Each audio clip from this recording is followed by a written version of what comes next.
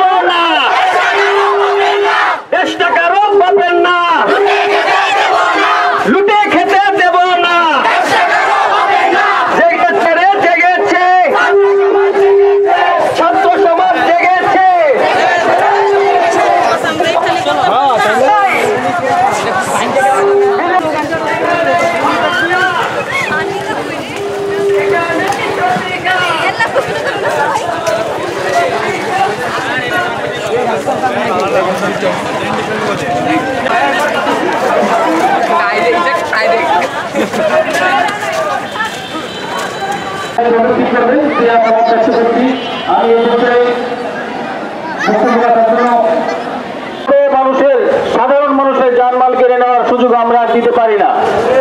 আমাদের সারা বাংলাদেশের ছাত্রছাত্রীরা যেভাবে তাদের নিজের জীবনকে বিপন্ন করে রাস্তায় দাঁড়িয়েছে, সেই স্বাধীনতার জন্য আমরা দূরে যারা বসেছিলাম, আমরা কি এখন পারবো না আমাদের নিরীহ মানুষদেরকে বেঁচে বাঁচিয়ে তুলতে?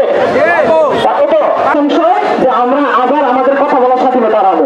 আমার ভাই কথা একটা কথা, আমাদের কথা বলার স্বাধীনতা চাই।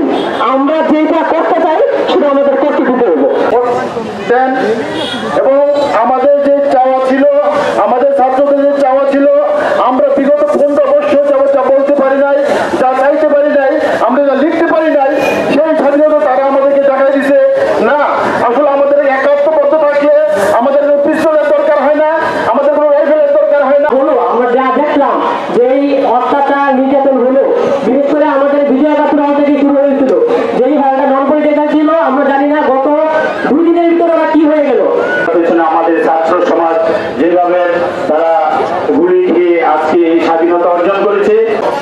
জেনারেশন যারা সব জানে, মুরব্বীরা বলে তারা ভালো না, তারা ঘুম থেকে নামাজ পড়ে না, এরা কথা শুনে না, এরা উল্টা পাল্টা কথা বলে।